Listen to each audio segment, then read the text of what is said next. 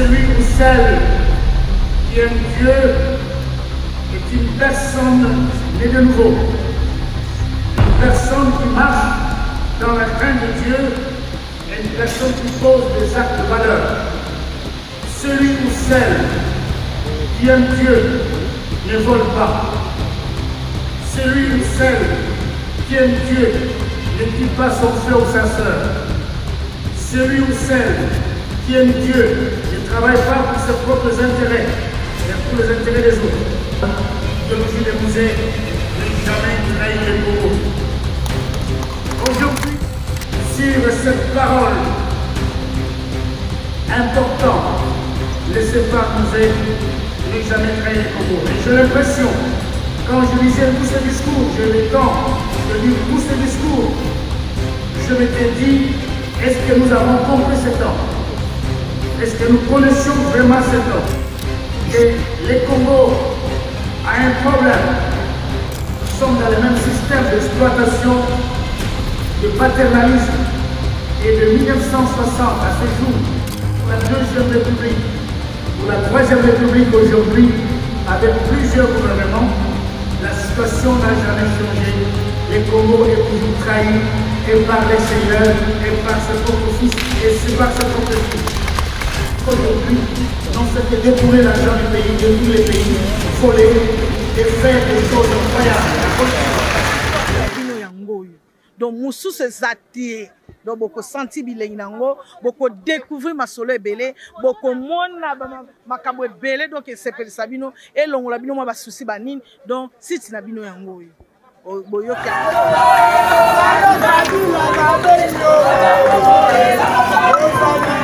Mama di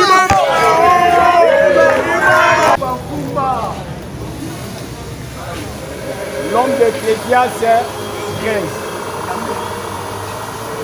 Il y a un temps pour tout. Chef Fabi n'a pas un message gentil. Ecclésiaste 13. Petit détail. Il y a un temps pour tout.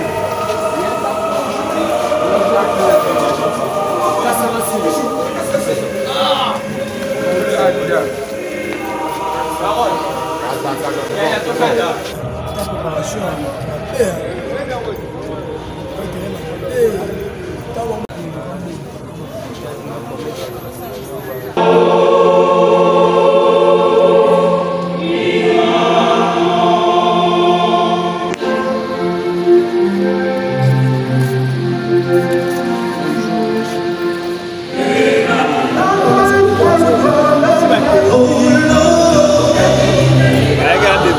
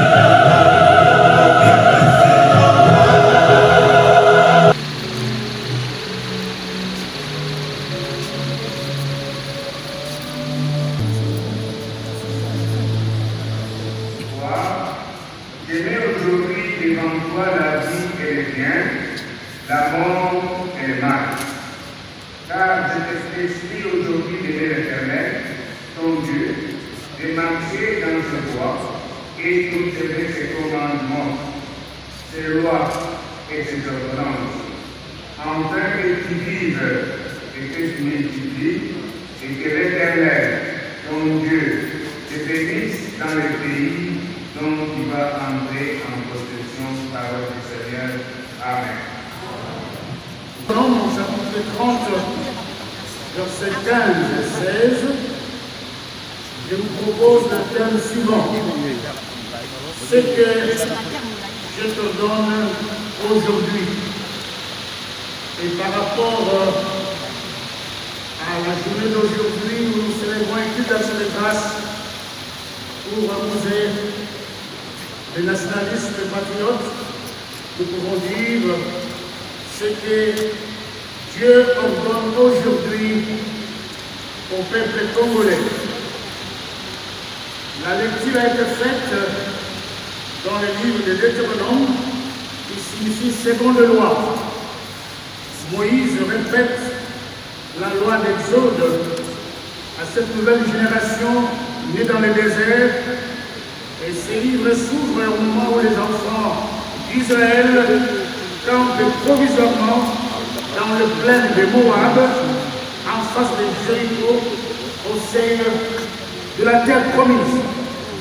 Et Moïse leur dit, nous nous approchons maintenant de l'accomplissement de la promesse de Dieu pour cette terre promise. Et Moïse commence à expliquer la loi de Dieu. Le livre est constitué du discours de la vie de Moïse, dans lequel ces derniers réitèrent Israël à l'intention de la nouvelle génération israélite. Entrer dans le pays des Canaan, le Moïse leur dit ce qui suit. Ce que je te donne aujourd'hui, il y a une triade, 3 points importants. Premièrement, aime l'Éternel, ton Dieu. Deuxièmement, marche dans le voie de Dieu. Et troisièmement, enfin, observe les commandements, les lois et les règles. Et après ces 3 points importants, il y a les conséquences. Moïse dit, si vous aimez votre Dieu, si vous marchez dans le voie de Dieu, si vous observez les commandements, les lois et les règles, Dieu vous donnera la vie. Et Moïse invite le peuple à se décider résolument pour l'alliance. Et Israël est placé devant un choix simple. La vie et le bien, ou la mort et le mal. Et Moïse invite le peuple à choisir la voie de l'amour de Dieu qui conduit à la vie.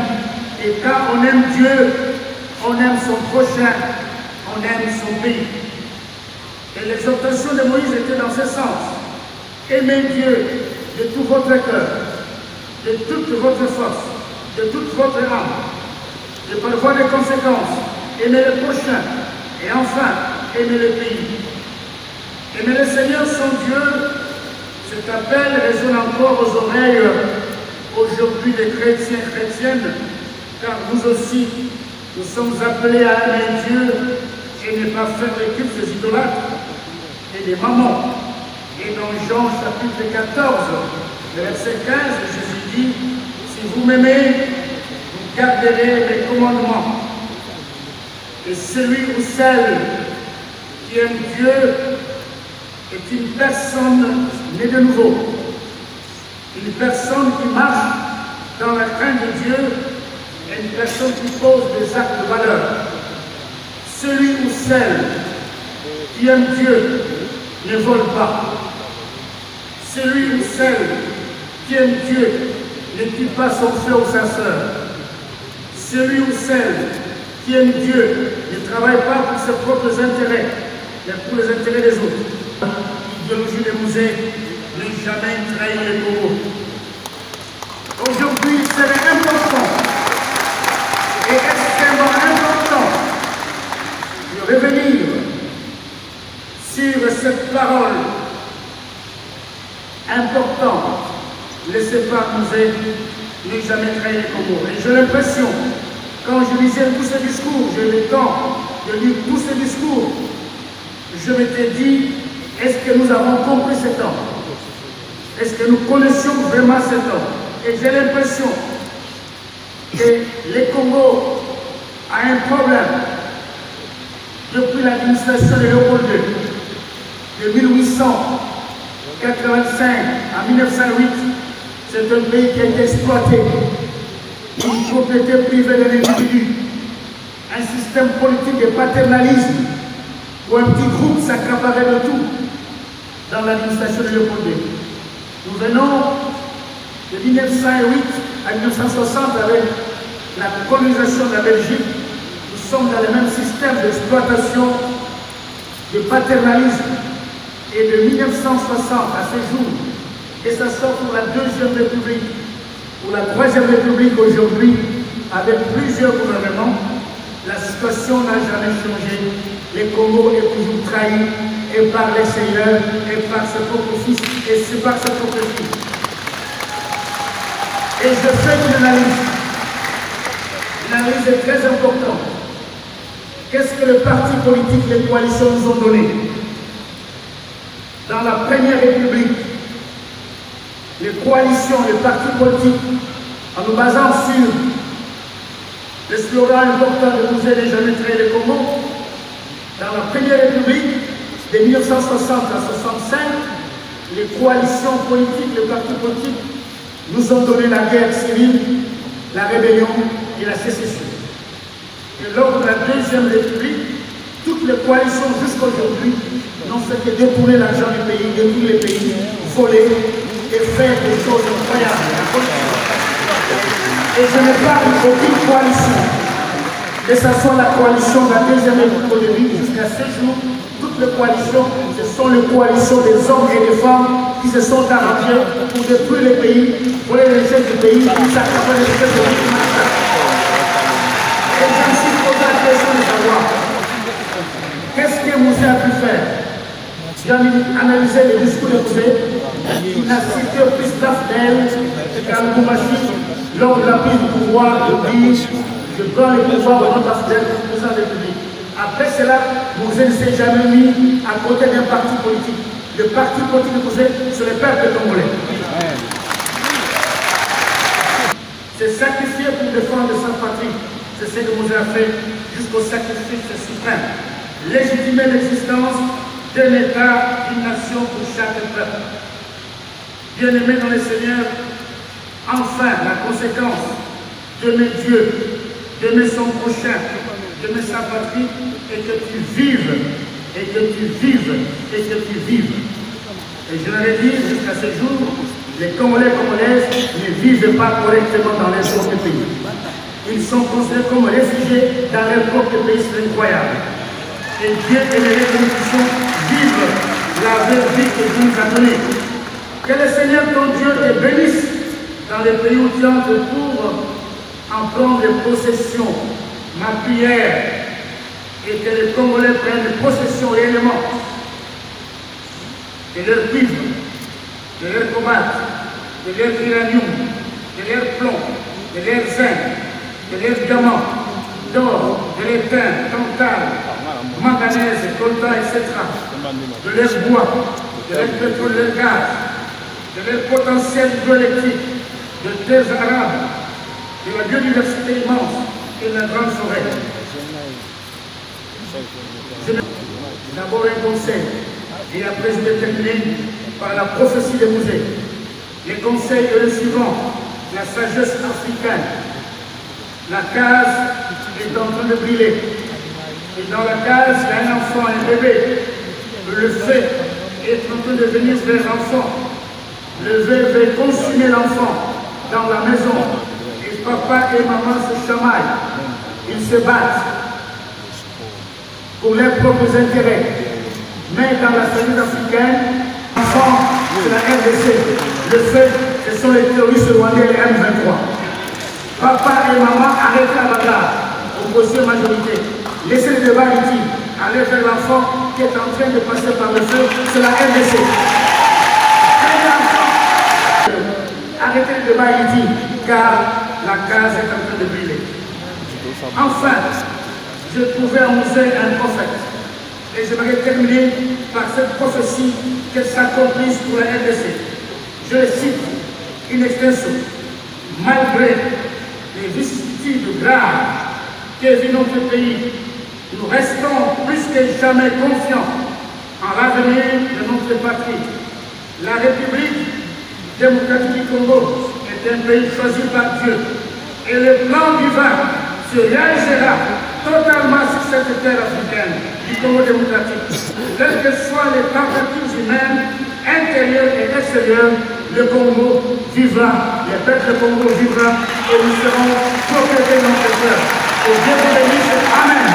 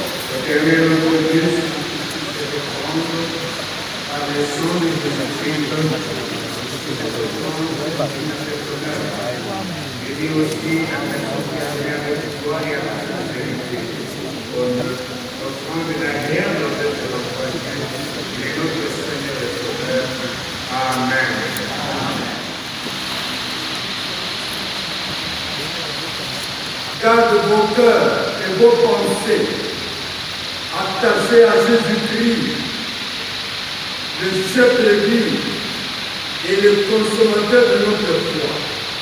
Le Père et la communion de l'Esprit Saint reposent sur vous, toutes et tous, et sur toute la nation entière, de la part de Dieu, Père, Fils et Saint-Esprit, vous êtes ainsi bénis. Amen. Amen.